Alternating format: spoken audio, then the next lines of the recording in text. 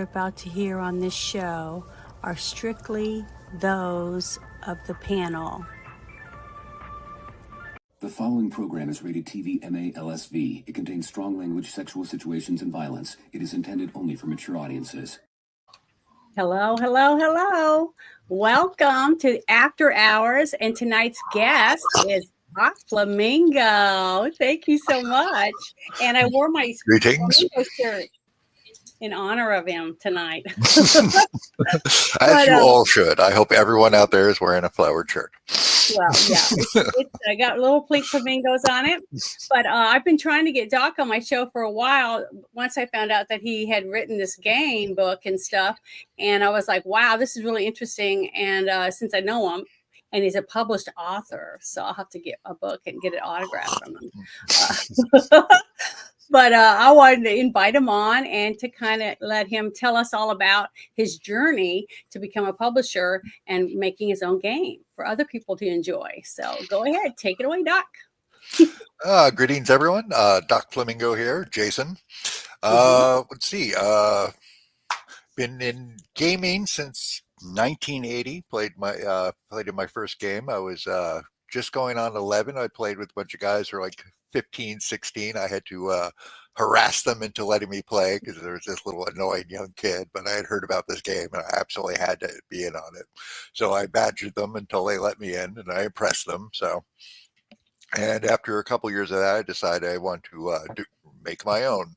So I started with home brewing stuff and then went on to make my first game, Ashes and Empires, which is actually out. I eventually, years later, wrote it all up. That developed slowly over a course of 20 years of playing, and eventually put that out. And then a couple years later, I fell out of the hobby for a long time.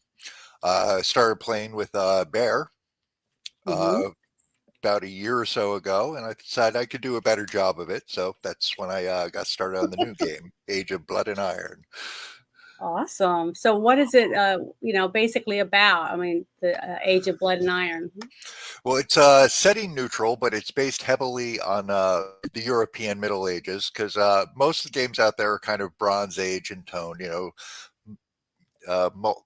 polytheistic, very heroic age. I wanted to do something a little more grounded in the actual medieval period. It's not so there's a lot of background information on law codes and things and trading based on the European Middle Ages. You can even sue people in the game. I even have a system for that. I love making ridiculous game systems for every possible occasion. Things about medieval banking and things like that. Yeah. And so it's set up to deal more with that, because I thought that even though people think of these games as medieval, it's kind of the actual period is very underserved. So I want to do something in that vein. It's the main book's in 2 volumes. There's the first one just basically is just the game rules without any of the fantasy or magic stuff. And then that comes out in a second book which is also out now, called the Codex Arcana, which has the magic system and the creatures and all that fun extra stuff in there in case you want to go a fantasy direction with that. And eventually I'm working on an omnibus version that will have everything together in 1 volume in case people wanted to do that. I wanted to do a big print single column version though, because I'm an old geezer like many of my fellow gamers and my eyes are going. Well, I just shared your YouTube channel link in the chat, and that's what we have pulled up right now. I'll pull up the other stuff, the website, so you can go and actually purchase his book or read about it, see what it's all about from the websites. But I wanted you guys to look at his page right here. What is this right here? These Raven games. Yeah, Ravens Gather. That's the campaign in the Age of Blood and Iron game that I'm running now. Cool. We just did our 11th session, actually our 12th. We didn't record the first one because I wanted to make sure I wasn't going to be hideously embarrassing myself, because it had been many years since I ran a game. Yeah, but it went well that's enough. Good. It's good for you to play as a player and also play as a GM, right? Oh, absolutely. Because it gives you both sides, so you kind of understand what people are wanting from you. That was really smart to do, since you were going to write a story about it, and then how have other people be able to play the game, to be able to get both sides. Not very many people can get that. Yeah, it's definitely important to do both, I think. I mean, a lot of people are one or the other, but I enjoy both sides of it. I don't like to run the game all the time just because that's exhausting. So Well, I it's know fun I to got play to as play well. you. I got to play with you on a game, and I just thought you were so much fun. You put so much Thank you. life into your characters. At least the one I got to play with, because you played what, 3 different characters because they all died In one the game. day that we were. So, but they were fun. I loved it. I miss it right now. I really miss us playing that one game that we were playing. It was great. It was a lot of fun. I'd never done anything like that, because the way that Bruce plays his games or runs his games is so nothing like the games I got to play with you guys, with Bear. And that's why I'm excited about finding out more about yours. I want to come and start watching some of your games just to see the differences, because I didn't realize that there was so many different ways to play a role-playing game. Absolutely. There's radically different styles of gaming out there. So what is your dice system and stuff? Is it this regular, like normal people would play? For this one, it's just straight 2d6s for everything. 2d6s? That's great. That makes it so simple, because that's the hardest thing I've had when I first started playing in Bruce's first game. It was he used all the different dice for different things, and I was constantly had it written down. I was constantly having to look it up and try to remember. And then the next week, I played another game, and we only used percentile dice in the D20. So unless you're attacking, and then you might use the D8 or D6 or whatever. Yeah, I'm a big fan of single dice systems. I mean, D&D is fun and all, but in answer to Six Nations Army, I will show you here. You can actually, as a matter of fact, get scurvy in my game. That's good. But see, that's what's so great about these games for people who like to run the games, not just the players, but the person who wants to get the game, put it together, and run it in theirself for other people, to get to see so many differences in yours once they get to read the manual and stuff, to be able to say, this has got a great game. It's got such a huge amount of information and totally different perspectives than what I've played on other games, because I've heard so many people that have gotten the newer games from the ones that have been out like 4 or 5 different, they're redoing it. I can't give you all the names of them because I'm newer on that, but they said that it's just gotten so lame that it's terrible. So people like you are making it fresh again. Yeah, there's definitely a difference between like the old school gaming, like when I started, and like in the newer version, like a lot of the newer games. It's the old school game. They were much more lethal, as we found out in that one game we played.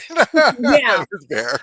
And also, today it's kind of the conceit is you start out as a hero and work up to this godlike being, and that was very different from kind of attitude of back in like when the hobbies first started, where you're generally you'd be a nobody and would probably die a nobody.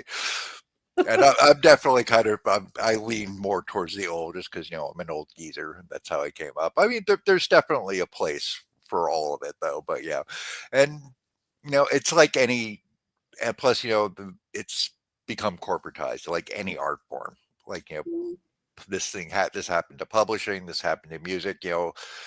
Whenever you have a business that's dealing with the arts, it starts out being run by people who are involved in it directly because they love it and they do it, and then it makes enough money that it becomes a business, and the accountants come in and take it over, and slowly it dies a horrible mutant death. Yeah.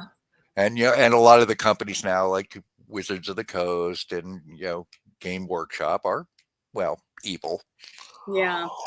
Well, the thing is, I'm hoping that we start pulling away from some of that stuff that I've been listening to all you guys talk about in different places I've gotten to go, about them adding, like, you can have sex with a bear, and you can do all these different. Yeah, that's gotten really weird. Yeah, woke basically. So I'm hoping to just bring back the traditional fun role playing, where you get to immerse yourself into a game, and it's mostly in your imagination, but you're sharing your imagination with the other players. Yeah, And the roll the dice picks what happens. Like you're saying, I'm gonna go kick his ass, and then you roll 2. Stuff like that, which we've seen happen to us in some of our little things that we've gotten to do. And I just think it's awesome. And I've got a couple of you. I've got you now, and Bear and Bruce all doing their own thing, and they're all different. And that's what's so cool about it, is the fact that it can be, there's just this huge rainbow, which I probably shouldn't have used that name, rainbow of different types of games: vampires, gangsters, Star Trek, superheroes, Dungeons and Dragons themed. I mean, it's just like, it never ends. You can pretty much make a game around any topic. Yeah, that's one of the great things about the internet, and also like print on demand publishing and things, is the gatekeepers are gone. And there's upsides and downsides to that, because there is, like, if you go on drive through, I think they publish like almost 1,000 new titles a day. Wow. And 90% of it is garbage, but there's real gems out there. And anybody who wants to can just dive in and do this. I basically did this whole project for no money. I used all public domain, like old art, like wood cut printings and stuff from the actual Middle Ages, pictures of prints from like tapestries and stained glass windows, and it suits it well enough. I'd love to hire an artist, but that's, well, you know what? That's so trash. cool, because that reminds me of something. Because Bruce and I do a movie review show, and most of the movies that I love the most, that really get to my heart and my soul, basically, are ones where the movie didn't have a lot of money, so all the people involved in making it had to scrimp and dig around to make props and to make costumes and special effects. They didn't have CGI because they didn't have a lot of money. Yeah, and So it forces you to be creative. that's right. So that means your game is going to be even better when it comes to the imagination for the person who's playing it, because you use your imagination to make it. That's how I feel it's going to come across. And I love that. I love people who like to use their imagination. Just because you're older does not mean you can't have a good time. If you're playing a video game and you're pushing buttons on your little, your controller, and you say you want to go right or left, well, whichever way you're going, the computer's mapping it out for you. The only difference in these games that we like to play and the one that you've written is that it's all you going wherever with a roll of a dice. So, but it's in here. You see what I mean? That's the difference. You could do anything with it. And I was playing video games since there were video games, and I don't as much anymore, just because grown up life stuff and all that crap. But there's definitely a charm to that. There's you can have a lot of fun playing video games, but these kind of games are very special because you can do anything with it. It really is just whatever you can imagine. Yeah. So when you were writing it and putting it together, when you finally decided to do that, because you said it took you a long time, what did you do? Start writing and then put it down? Well, the first game was written over many, many years. It was basically being put together as we played it. So probably over a course of 20 years. And then I eventually decided I was going to type it all up because I had all these notebooks, this big stack of stuff. This new one actually went very fast just because I activated my super autism powers. And it basically was 6 months from conception to print, just because I really threw myself into it. Got a bunch of writing projects in the works. I actually have 2 other games that I have rough outlines for. I've got 5 novels that I'm finally I've got a group of 3 in a series that's going to be coming out hopefully within the next 2 or 3 months. Awesome. I'm doing the final editing on there. I have two others that are in various states of disrepair, which I'll get to at some point. I put out a volume of verse. I waited a very long time till I decided I was polished enough before I wanted to try to publish anything, because I mainly wrote the stuff for myself. But unfortunately, the publishing industry today is like one of the wokest of the woke industries out there. And it's basically, unless you fit certain demographics and are writing certain styles of things, there's no place for you anymore. But, that's just as well, because, anyone can make whatever music they want and put it out themselves. You can write whatever books you want and put out yourself. You can do games. And that's where this is going to go, because the corporate stuff, by and large, is absolute trash, and people recognize it. And this is democratizing the arts. Yeah, again. I think it's awesome. I think there's going to be a great golden age of creativity coming up. I do too. I think we got something to look forward to in the next 5 years.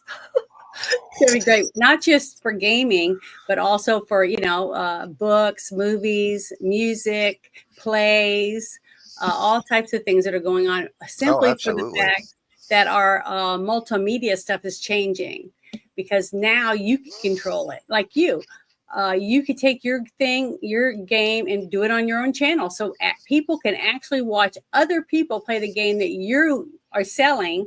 And they could say, damn, this is fun. Look at the difference of this and that and the other. And then look at it, and then look in your manual, and even send you messages and say, hey, what do you think of this idea? You think it would work if I did this in my game? Absolutely. The tools that are available are vast.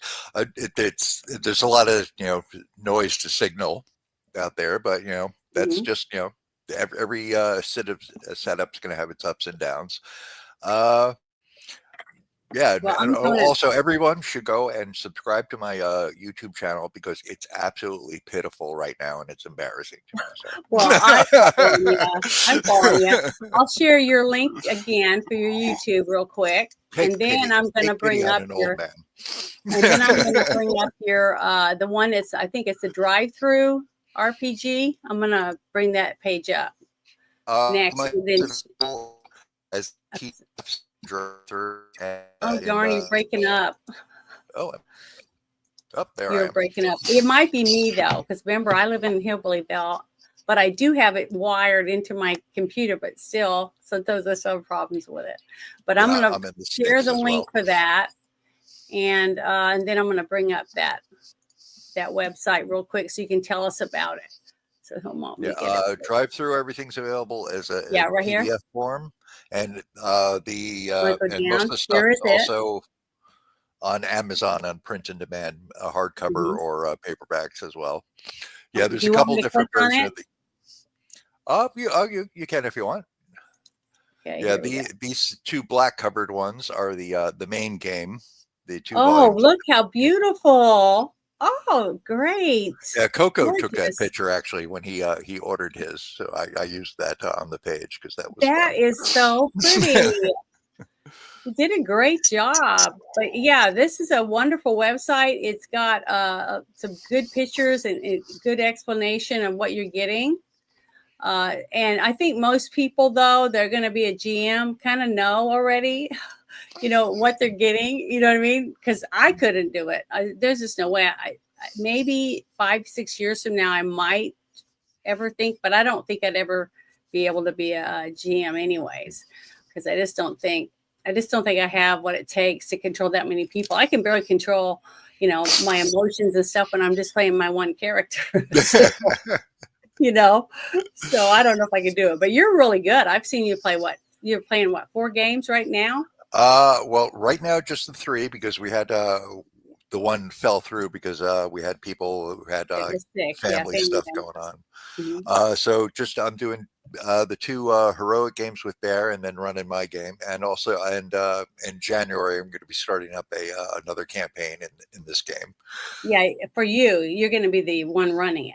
Yeah, I'll be running that one. But see, you're doing that and trying to finish these other books and all that stuff too. Yeah, you're just as bad as me. You're just going. I have way too much on my plate. Yeah, We're always busy. But man, I'd be bored. I would be bored if I didn't have something to do. 1 or 2 days off, and then I'm like getting antsy to go do something. It drives me crazy. But oh, here, I got to put this up real quick. Yeah, the possum that's running in the little ball. Yeah, I might have to do that soon. But so we're alligator powered down here. Well, yeah, We're by the swamp. yeah. You are. Yeah. So, are you in Louisiana or in? I'm in Florida. The top part. Yeah, up north. I'm like halfway between like Jacksonville and Tampa. Yeah, I used to I used to drive on 10 a lot. Oh, okay, yeah. Back and forth, back and forth. I'm right. But yeah, it's a straight and narrow road. It just goes forever, it seems like. But okay, so now once you got in your mind that you wanted to start writing it and stuff, how did you come to terms with the characters and the land, the territory and all that different stuff?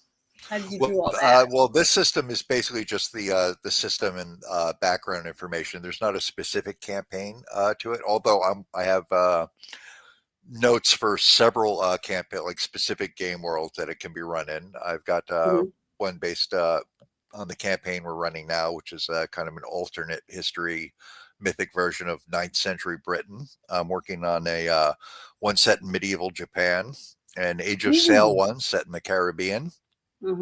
I very much want to do one in Hyperborea in the Conan setting, since that's public domain now, but I need to do some research because even though things are public domain, there's very often specific parts that are kind of walled off by licensing, so I have to look into that more.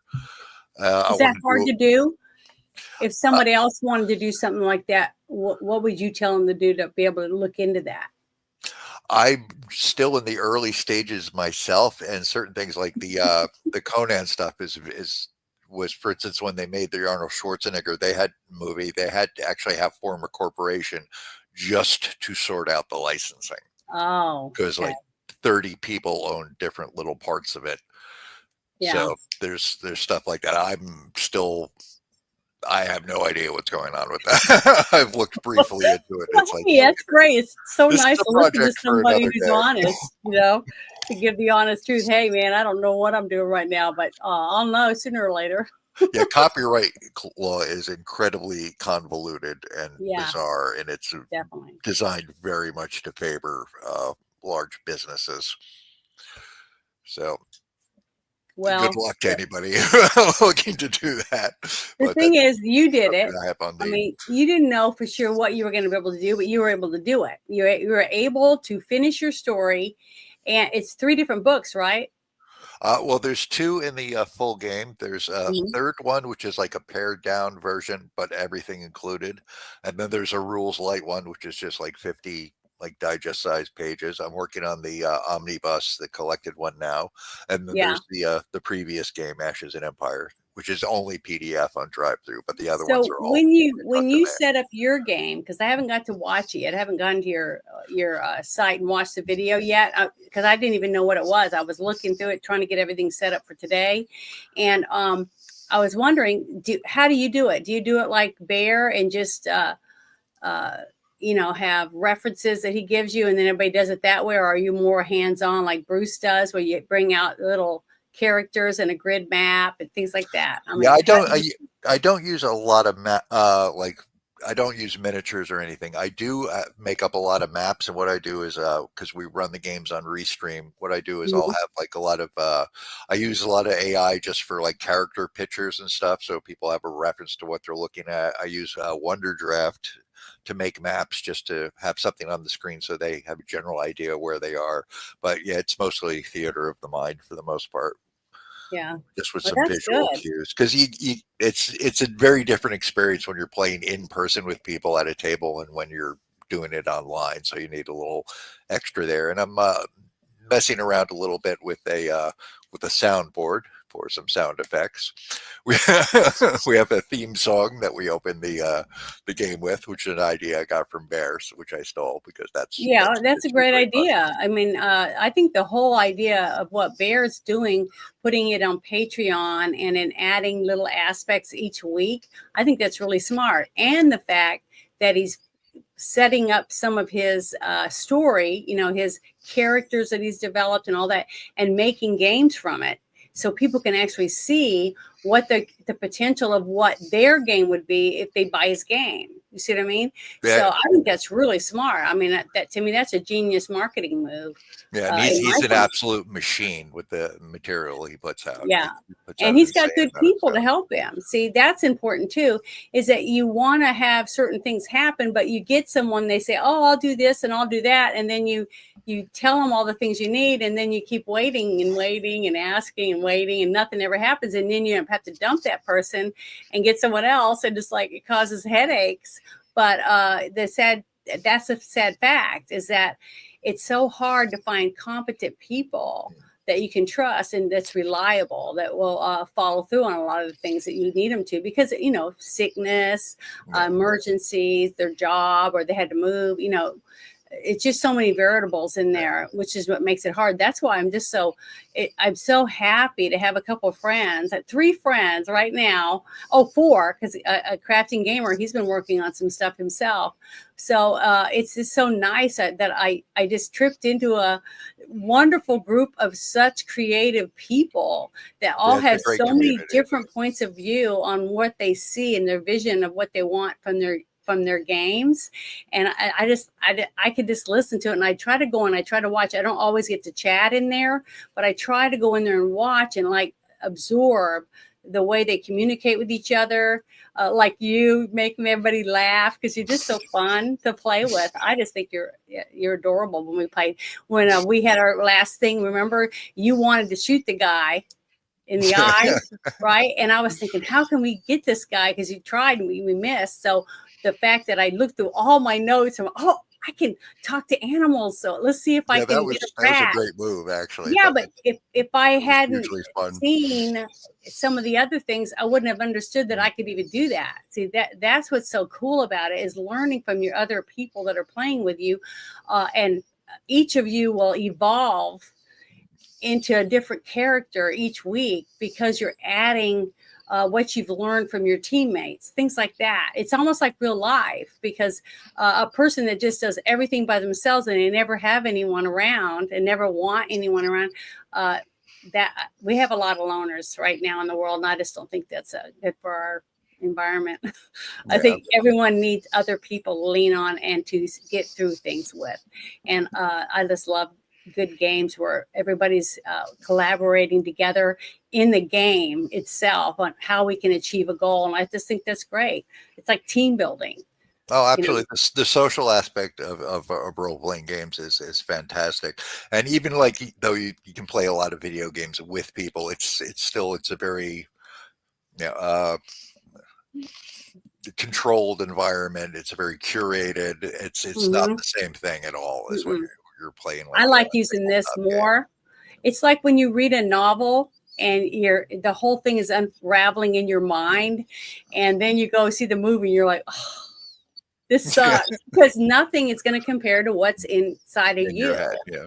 And that's what's so much fun about these kind of games, because even though you're talking about it and visualizing it the way you do it, even though you did that, when we're playing it, we see it a little bit different in our own mind. So we're all seeing it a little bit different from each other and interacting, but we're all having a great time doing it. See, that's what makes it so great, because it can be just about everything you want it to be inside. Yeah, people have been pronouncing these games dead because someone asked a question for the longest time. They're not going anywhere. Who's the machine? You said earlier. I was saying Bear is with the amount of material he puts out. Oh yeah, Flamingo. See, I'm from Flamingo because his name's Flamingo. So yeah, I thought it was great. But so is there anything out there that you would recommend someone else who's writing? What pitfalls happened to you, and what you would try to do different if you could have done it again or started over? What would you have done different? Well, I mean, it's everybody writes differently. I mean, I'm very much of the gardener school. It's pretty much by the seat of my pants I do it. I might get vague, for instance with the novels. I had The first of the 3 books, it was just top of the head, which required going back and doing a lot of editing. Second Mhm. one, I tried to outline, but I wound up not using any of it. The third one, it was kind of like a lot of notes, but by the time I would get to that point, it would be changed anyway. I mean, it's really is all just a matter of persistence and Mhm. Well, understanding when you first beforehand that a lot of it isn't going to be fun. well, You've got to and be doing it we because you have to want to do it. realize too that no matter how hard we work at anything, we can't force other people to want to have it in their, to purchase it or buy it or use it or anything. And that's why the marketing part is so important. I feel Yeah, that I'm once you I'm have a utterly product, you should be incompetent able on to that market front. it. I'm utterly incompetent on that front, but no, it's you got ultimately you got to make stuff for an audience of one for yourself, and Hmm. if other people like it, great. But if you're writing to market, you're definitely losing something. You're creating some, you're bleeding the soul out of things when you're trying to please others. So the only real advice I have on creative projects is just do it for yourself. Do what you want, and because that's where the passion is going to come through, and that's what will make people gravitate to it in the end. 100%. Because just like me doing what I'm doing, I was just in a terrible place in my life and I wanted to do something different. And I wanted to not get bitter, and blame everyone around me for my problem. And I knew it wasn't their problem, but you still drag it around with you. I don't know Yeah. how to explain it any different than that. So I thought it was good. It was something fun I enjoyed doing. And it's slowly evolving bigger and bigger, but I don't ever expect, make a living doing it. And if I had someone come in and tell me, well, you got to change this or you got to do this, I would go, no, I don't. So I won't ever make money from it because I'm not going to let other people come and control me. And that's one reason why I look up to you and Bear and Bruce and other people like you, because you did that. You've already accomplished that because you've gotten something that's past that, uh, um, the goal line or whatever, that type of thing. You've already done that by getting it published and out there. Even if it's not making $1 million, you did something. You accomplished what you put out Yeah, to do. and that's ultimately, I mean, the payoff. Because what having it's like, for instance, I don't particularly enjoy writing. I love having written things, but you gotta put the sweat and the blood in, and it's definitely worthwhile when especially when you like printed something, you got something to hold. Like, I made this. That's hugely fun. Yeah, getting to see it land with the red satin stuff on the background. That is so awesome. I'm just so proud of you. I think that's so great. Yeah, I'm definitely gonna but are you doing that? If someone asked you to autograph it, would you autograph it when they Uh, order it? Or can you do that or not? well, they'd have to get it to me somehow to do that, but You but would yeah, you would do it though, right? yeah, why not? Okay, I've never good. actually signed So an autograph, so I might have to do that because yeah, that because will be I my don't know, first time. and the same thing from Bear. I'm gonna have to do it with all of you because the fact that I met you and then seeing you guys go through what you've gone through to get it out there, and then get it out there, and then if it does become a hit or if it turns into a movie or something like that, I'll say, "See, look what I got." I got his autograph when he was still nobody. So I'm way above you, that kind of thing. But I just think it's awesome because so few people are able to do that in their life. I mean, really, if you look around, how many people do you know that are publishers?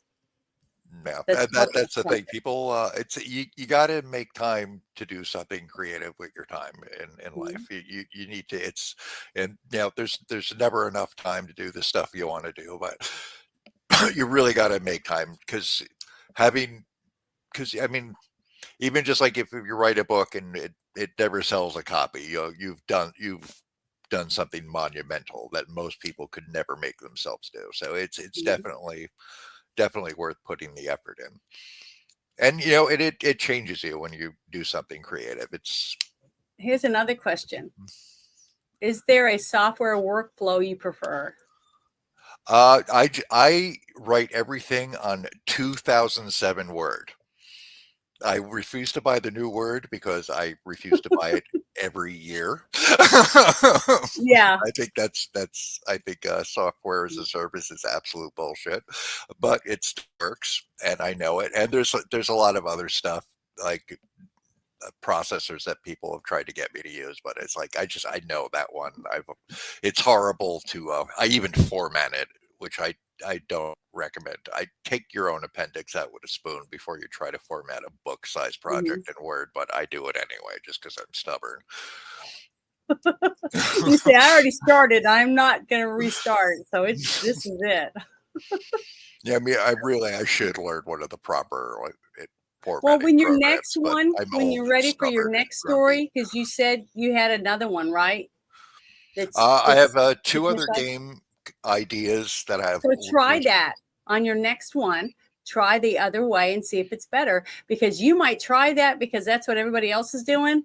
And then you're going to say, that sucked. I'm getting my third one. I'm doing it back to old school, and that's how I'm going to do it. But then you can tell everybody, hey, see, I tried and it stunk. Whatever.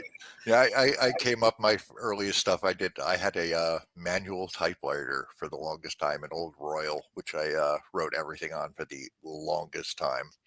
And actually, thank God for computers. I probably couldn't have completed a book length project just because like my spelling is so atrocious as nothing else.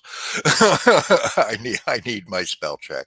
Yeah, spell check is pretty good. The one thing I Plus, don't yeah. like Plus is the the editing one process is because that I'm like severely dyslexic. So when I do a first draft of something, it only vaguely resembles English.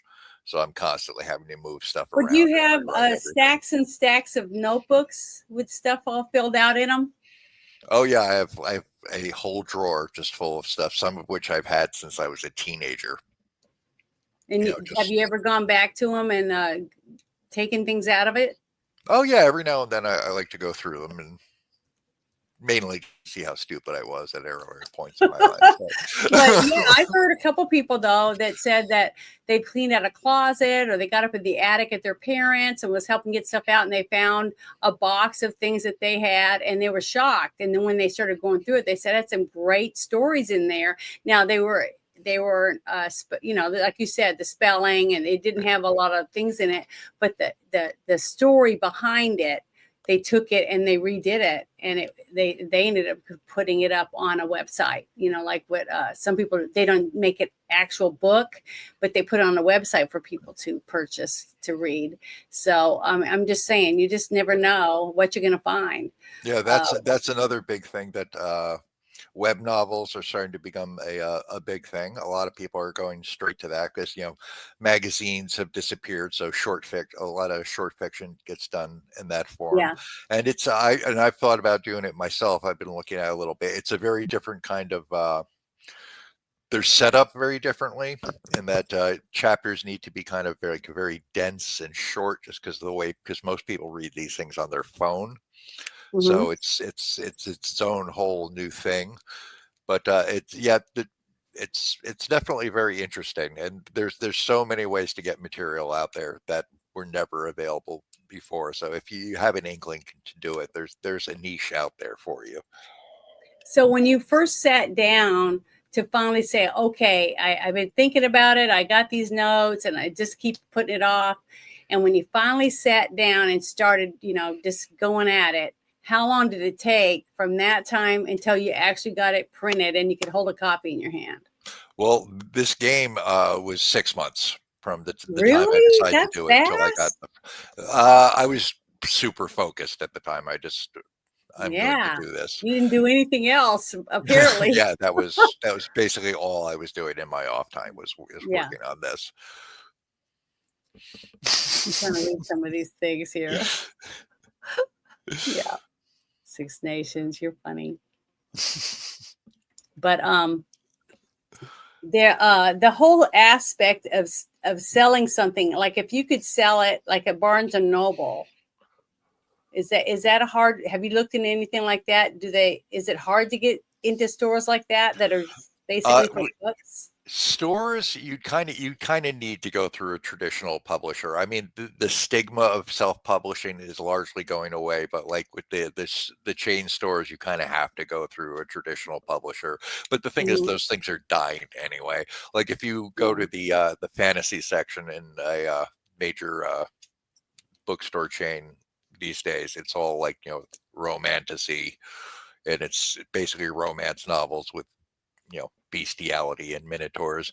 And that's the other thing about like it's just the degeneracy. And I'm not like a Mhm. prude, but just Yeah, the garbage, the filth that just comes out now that they're calling because literature it's is just easy. really sickening. It's Yeah. copy and paste mostly, you know.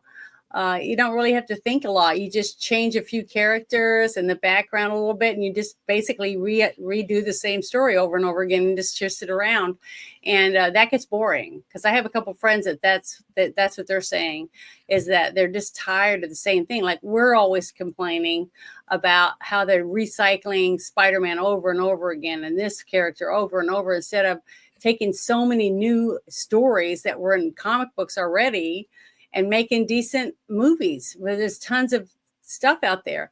So the same thing is I see people talking about or hear people talking about is the same thing with the gaming industry, is that they've they've made it so sterile because they don't want to Yeah. upset certain people or whatever, and they've taken so much of the creativity and stuff out. So like when Bear asked me what I wanted to play on our game that we played together, I try to think of a character that nobody else would ever want to play. So that's why I became a gnome.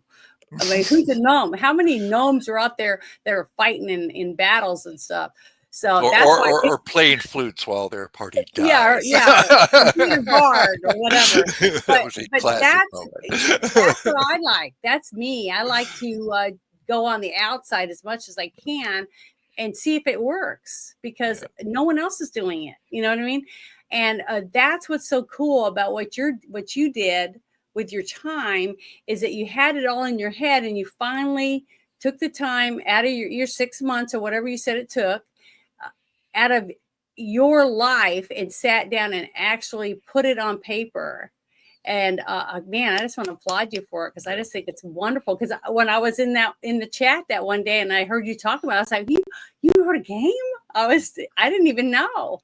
So I just think it's awesome, and I'm so proud to that you did this.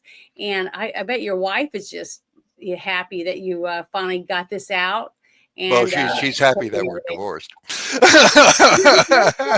Yeah. I thought you were married. No, I live with an old friend from high school. Oh, okay. Well, see, I saw you coming in and Yeah, out stuff. I didn't know if it was yeah. your wife or what. I'm not going to ask on normally during a game or whatever. I'm not going to ask about that. But the thing is that I wish that I'm not ever going to do that, what you're doing, but I wish that I could get to a point where I feel like, wow, I can sit back and go, you know, I can do that when I'm crocheting. Like this flag right here behind me, I crocheted this blanket Oh, uh, cool. for a person, and they passed away.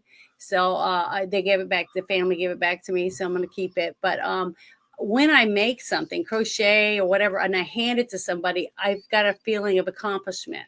I did something, I finished it, but it's nothing like what you guys are doing.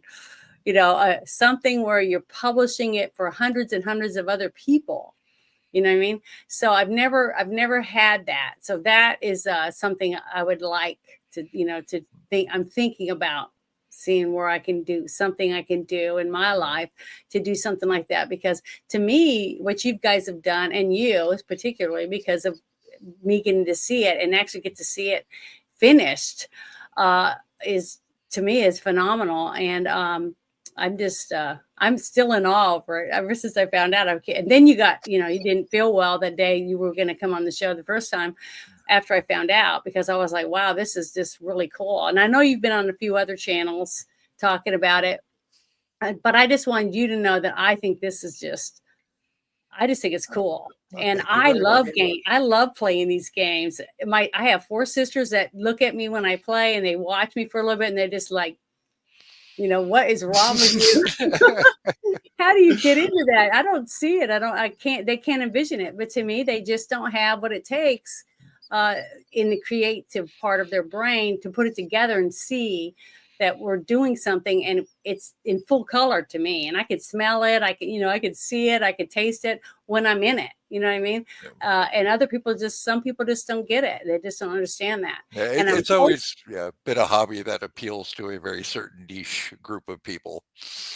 Yeah, and I feel lucky and blessed to be in it, to be involved in this and to see other people bringing stuff to life for new people. See, and I'm hoping that the tides are turning a little bit in the world, and that more young people, instead of being glued to their phone, going through TikTok, whatever, and doing all that, they'll want to sit down and play a board game, do something like that. And I'm hoping that to each other. I remember working with at one place with a bunch of like younger kids, and they're all sitting around the table, and there's like 8 of them, and they're all on their phones just the whole time. Every time on break, I was like, freaking talk to each other. What is wrong with you? But that's just the new technology. I think a lot of this crap with the like the phones and stuff will peter out over the next couple of years, or at least I'm hoping it will. I think it's just the novelty of it. Yeah, and the whole thing with the AI, I mean, the creativity is going to start going away, because why would anyone have to be creative when you can just push a couple buttons and it does it for you? Well, there's AI is a useful tool for you. For you it is, but others will use it to do everything for them. Yeah, but I mean, you can tell. Like, for instance, if you go on YouTube, there's a lot of like stories and stuff, particularly those, like especially a lot of science fiction stories that clearly people had an AI wrote. Right. Yeah. And you can tell almost instantly. Yeah, and I could tell. But what I'm saying is I have 4 sisters, and that's who I always put through the test to see whether I think that this or that is going to be a fad, or whether people are going to really fall for it. And I'm telling you right now, all 4 of my sisters would rather click on this video and watch that than pick up a book and read it. You see what I mean? That's the sad truth. And I hate to say that, but that's it. That's why I'm hoping that we can pull the plug a little and force people to have to work a little harder for their entertainment. I don't know if that makes any sense or not, but no, it does. That's what I see you doing. See, that's why I look up to you, and I look up to Bear and to Bruce and other people like that, because I've been in there. I've seen the work that it takes, how hard it is to come up with each character, come up with the backstory for them. How can they interact? What kind of, things are they going to be able to do? What are their things they're not going to be able to do? All these different things for each single person's characters, right? And then they have to roll the dice and figure out which one they're going to be, and what level, this and that. It's just so intricate, and people just don't understand until they get into it and play the game. I was as a kid watching other people play, and I could never get to play because I moved almost every 2 years growing up my whole life. Right. You were an Air Force brat, right? Yeah. So no one wanted me to play. So I hated that. So I would watch other people play. I'd go to the library and try to get in just so I could substitute for someone, stuff like that. I mean, that's how desperate I was. It's pretty sad. And I wish more kids could have the chance to try it. And it's not devil worshiping. It's nothing like that. It's like taking a book like Harry Potter or whatever. That wasn't a good choice, I guess, for devil worshiping stuff. But a book like Winnie the Pooh or anything, and being able to be in the story. You see what I mean? To me, that's what it is.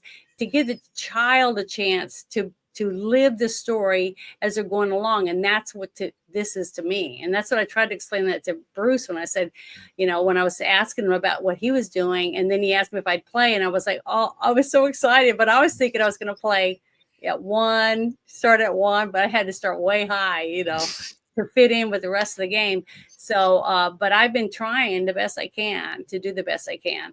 And I know Bear gets sick of me saying, I'm sorry, because I don't want to ruin it for other people, because I'm new and I don't understand a lot of the details, and I'm still trying to learn. but to get other people that are younger, like, teenagers or 12, 10, 11, 12-year olds to be able to start playing at that age and develop into it. I just think it's going to open their minds to more creative things, their Oh, process, like how absolutely. much stuff you're doing right now, just you're busy, you do a bunch of things, and then you spend all this time when you're not working on something like this to accomplish a goal to get 3 books basically published. People can do that, and they don't even get it done in 20 years. So, I just think it's awesome. I'm proud of you, and I wish I could help you figure out a way to sell 1 million copies or whatever. Well, Just if you do figure that out, let me know. I will. I will offer everything I can. But the thing is that I really think it's an advantage for people if you sit down at the table and play games, board games, Oh, whatever they absolutely. are. Your brain works like a muscle. You gotta exercise, and that's one of the great things about these games is that you're constantly engaged. You're not passively absorbing it. Yeah, there you go. There's your page. Awesome. But yeah, anyone that's watching or is going to watch this later on X, because I'm going to have it on X, I'll pin it to my profile, and because a lot of people know I play. Yeah, the thing is, I'm on X, and I have like 30 people on X right now watching this. So if we can get just a few people interested in learning all about how to do a role-playing game and get them immersed into it, then they will help other people understand that it's not an occult game. It's not. It could be if you wanted. Well, I mean, it's not in there to devil worship and raise people from the dead in real life. It's just a game in your imagination instead of on a TV screen. You see what I mean? If I could figure out how to raise people from the dead, then I'd be making some money. Well, you would make money then. But yeah, for the raise bad your guys, own zombie army. Ask me how. Yeah, that would be really cool. Because I love that stuff. I love vampire movies. I love all that. And I would like to one day play a game with vampires and stuff. I think that would be really exciting. And a lot of people, though, I have talked to said, it's not as much fun as you think. So I don't know. It's always a matter of taste with stuff like that. I mean, that's one of the reasons there's such a huge range of games out there, just because. Yeah, I think so. But you did really good in that one game that I'd never played anything like that one. The one where we're in a realm where it had ghost storms and stuff, right? Oh yeah. Then you get to have a rifle, and nobody knows what the heck that is. Because we're not in our own realm. We're like totally somewhere else. And that's what's so cool is that you get all these people together, and you all have to work together to be successful in the game with nothing being normal. It's not like you can fall back and say, oh, we can all jump in the car and drive where we want to. It's nothing like that. Every aspect of the game is you have to work together to get a mile. You see what I mean? And I think that's great. I think that helps people in reality. And I think that some businesses probably do use team building games like that in their businesses, especially big corporations and stuff, because you need teams to get things accomplished, because not everything is just mom and pop. And the first war games were actually run by like military academies and stuff. That's really they came into business. Yeah, the H.G. Wells actually published a game called Little Wars, which was a pared down, simplified version of a game he learned that was I think the Polish army had developed, basically to teach tactics to their officers. Wow. So yeah, these things have been around a long time in various forms. Yeah. So, and that's basically a role-playing game, because anytime role-playing games developed out of wargaming. Mm-hmm. They just basically, what if instead of like running the entire army, what if you were a specific character? And then it just kind of grew up from there. Yeah. Well, that's interesting. I didn't know that. So is there anything else that you'd like to share with us? And I'm going to share a couple more of your links again, your from Amazon and the drive-through RPG again. I'm going to put that in the chat, and I'm going to post it underneath the video once it's on there so people can do that. But I'm still going to keep sharing your YouTube channel. Yes, it was crushing your correct spin. So people can follow you and maybe learn more about it. But I really want people to go and watch your game. Start from the first video and work your way across and play to the last game so that you can see the game evolve. Yes, I get progressively less sucky as it goes along. No, I don't think so. But the thing is, I think it's important because it is the game that you've written, right? Yes, we're running that game. Awesome. So how's it going? It's going well. It's going well. I've got a really good group. We have a lot of fun. We had been doing bi-weekly. We're actually going to try doing weekly for a little while. We had kind of a stretch there where we had to skip because I was having the back problems and various stuff was going on with people. But yeah, we've gotten back into it. It's running really well. We're all having a blast. It's lots of death and mayhem. A lot of people need that, especially if you have a very hard job that causes you to do a lot of physical labor, or you're using your mind all the time accounting or whatever it is, and then be able to go home, sit down on your computer and play a game where it has nothing to do with your life. You know what I mean? You get to immerse into somebody totally different. They get to kick other people's ass, make money, you can get revenge on all these people. It helps people, it helps you get stuff off your chest. And that's one reason why I like to play it, because I feel like I can do so many things as a character than I'd ever be able to do in my real life. And maybe I should put more into my real life to do that. I don't know. But I think it's awesome. And I just wanted you to know that thank you for joining me tonight on my show. Thank you very much for having me. It's been a lot of fun. I think it's awesome. And I hope that it does really well. I was going to ask you, are you going to start a Patreon channel like Bear and start doing something like that? Well, right now, I really have enough of a social media presence, I think, to make that work.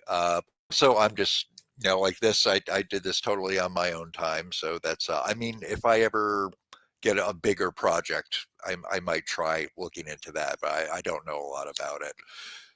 But yeah, plus I don't have a big social media presence, which I think is kind of a prerequisite for that. But it's something I might consider, and I thought about doing it maybe just for to build up ad revenue. But that thing can be a huge money sink. You can wind up losing money doing that too. Yeah, that's the risk. By it. Anything you do, you're risking whether you're going to be successful or not. Yeah, but I basically did this. I did this for no monetary investment at all, just for time. So you can do it, and and everybody should do something creative, and even just even if you don't create new stuff on your own, just playing these games is exercises those muscles, and people need that in the world right now. Yeah, and you meet people. See, that's another thing I love about it, is that ever since Bruce contacted me the very first time, because his girlfriend at the time they weren't married yet, said, you need to get her on your show and interview her because she's funny or whatever. And so that's how I ended up on his show. And then we started talking more and more. And that's when he said, hey, let's do a movie review thing. And I was like, great, I can dress up, because I hadn't gotten to do that kind of stuff for a little bit. And so it just worked out and it slowly evolved.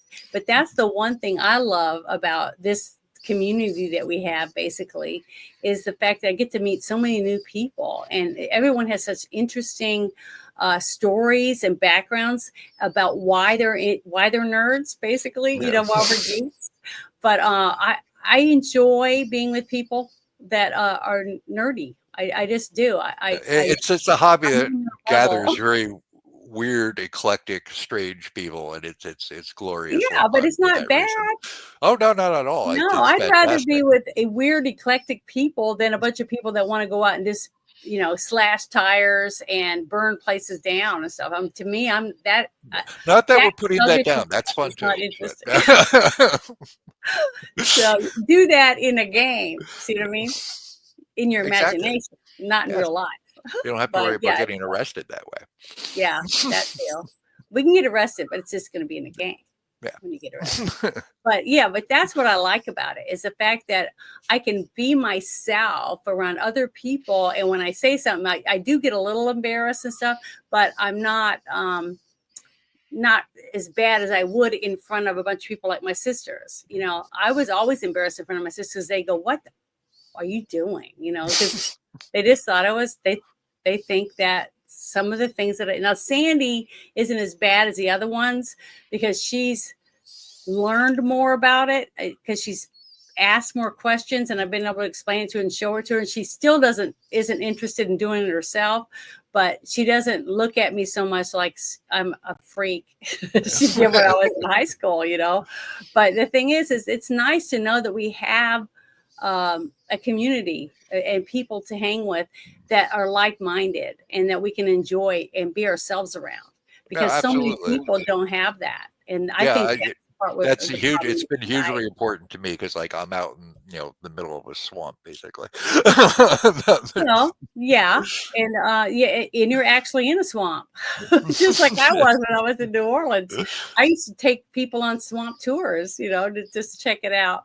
But wherever yeah, you're ever tempted just to push them off and just like, there you go. Yeah, well, I'll give away my stories. No, it's good. Okay. But the thing is that I'm just happy to see that you accomplished that goal, and hopefully it with a little bit more oomph put into it, it's going to start paying back something, even if it's not a lot. I mean, it doesn't have to be a lot. If it just pays a dividends, you know, in the background where you put a little nest egg away, then you accomplish that. And ultimately, the fact ultimately, that you did it is awesome. and ultimately, it's out there. Some people are playing it. I'm very happy with that. Yeah, it'd it's be great something if it you took off, but created. just having done it, getting it out Yeah. of your system and making something is in of itself is that's ultimately got to be the drive to want to do it, as opposed to, like, I mean, if you make money, it's something great, but with creative endeavors, it has to be ultimately for yourself, for it to be completely honest and to be the best it can be. So. Yeah. And it's all just a matter of doing it, because it's a trudge. It's awful sometimes, but it's incredibly rewarding to, like, finally finish something. So I absolutely encourage anybody who has an inkling to do something creative, whatever it is, and this writing, music, whatever, painting, whatever, just go out there and do it. And because the stuff we're being fed from on high is all trash now. Yeah. Yeah. So you got to make your own. Mm-hmm. Yeah. Today, I mean, basically, after COVID, we are basically having to understand and work our way back into society. Yeah. Now, a lot of us might never have really stepped out of it, but so many people stepped out. We have to deal with those people now. But now that they're coming back in, and I mean, we do. That's reality, that we have to figure out how to get back in and not hate everyone. But to accept that they're different and they look at things differently than we do, just like me wanting people to accept me for the way I was, I'm having to do the same in return, and it's making me learn a lot about myself. Am I capable of doing that? I think we are. It's just we have to be more patient. We have to stand back a little bit and look in and say, what can I do a little different to make this work better, that type of thing, to better ourselves, basically. So getting to sit back and watch people play the game you made, that must be a really, real pump you up your self-esteem and everything.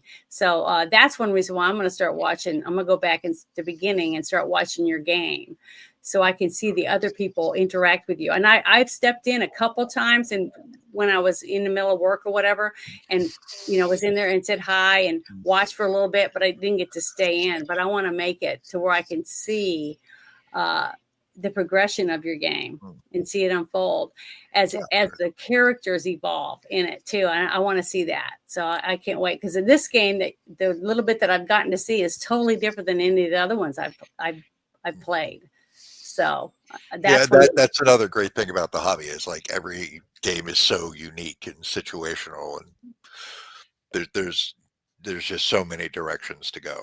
Yeah, and that's because of the people that play.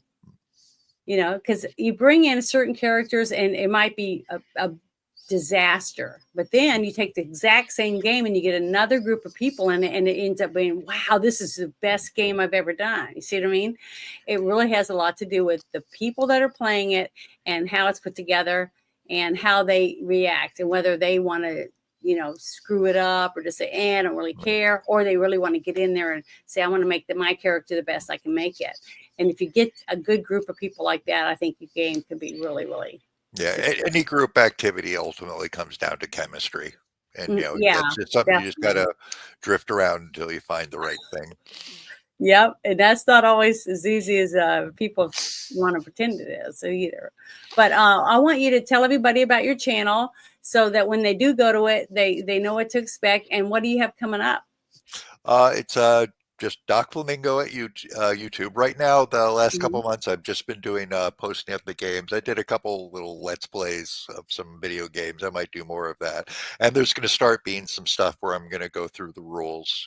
I've been meaning to do that for some time. We're just like show how like the combat works, how the character creation, the skill resolution systems and stuff. I've been very slack about that because I got a lot of writing projects and also just exhausted like mad from work.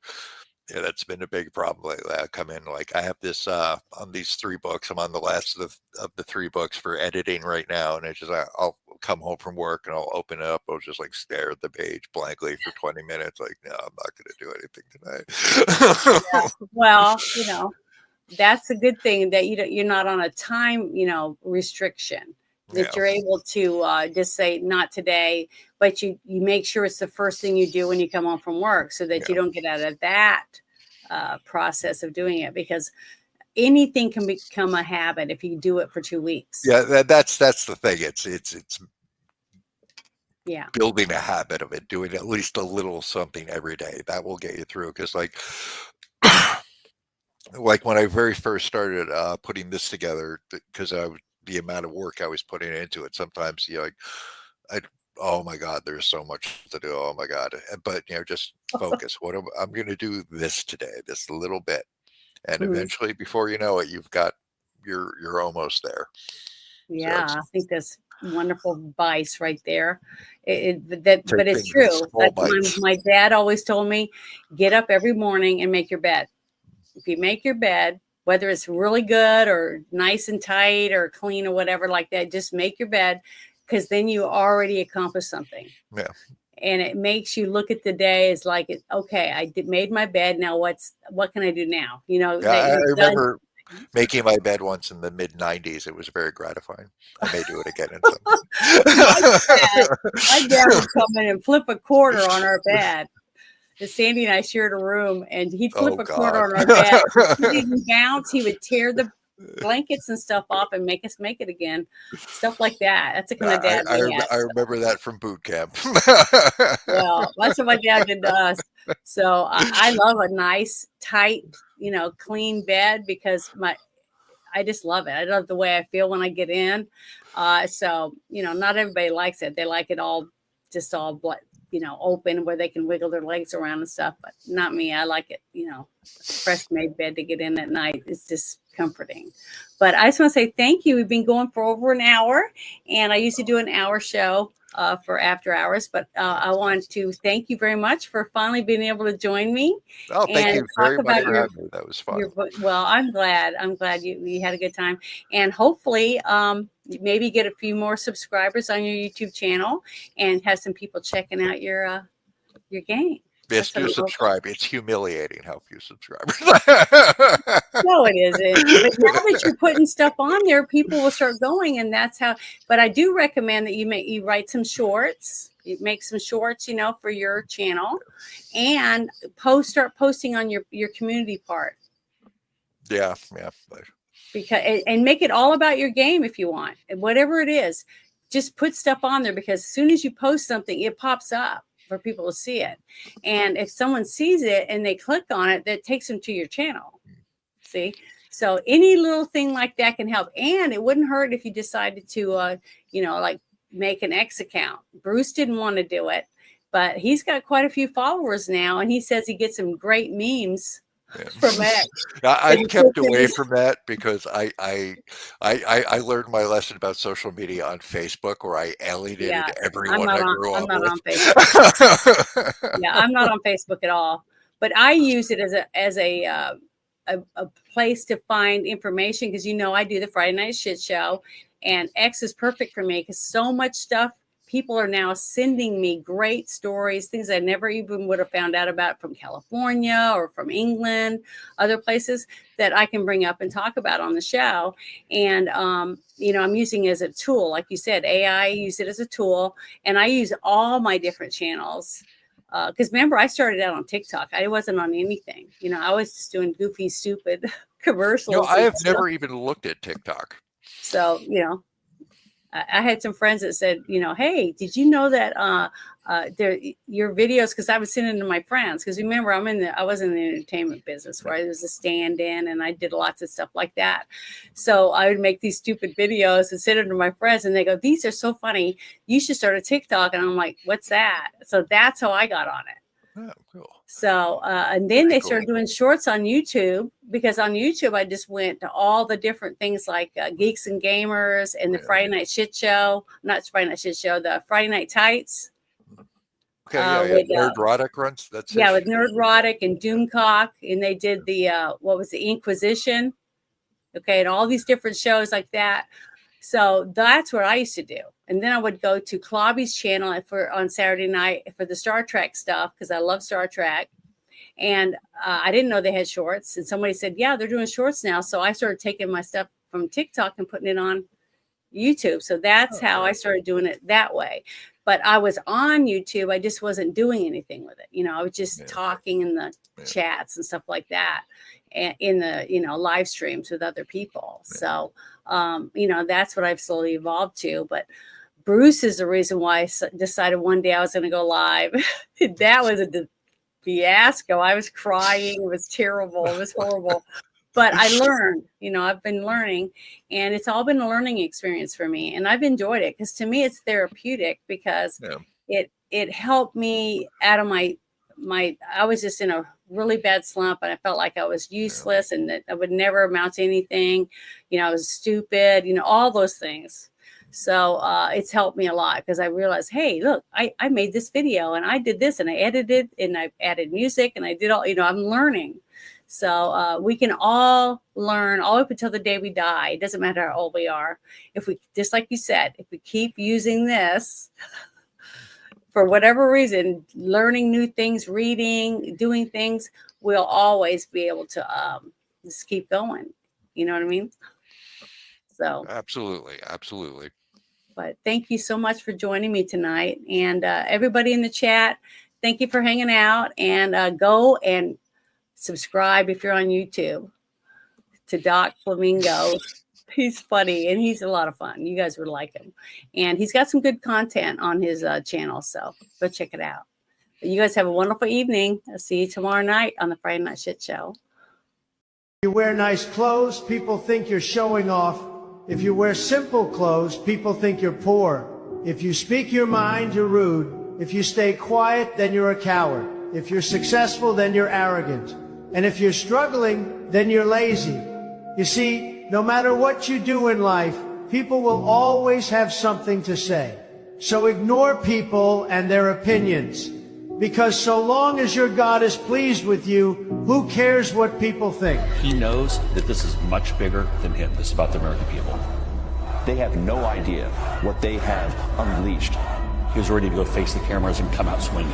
What will future Americans say we did in our brief time here on Earth? It will be defined by your vision, your perseverance, and your grit. Nothing will sway us, nothing will slow us, and no one will ever stop us. We are Americans. Ambition is our heritage. Greatness is our birthright. And the future belongs to us.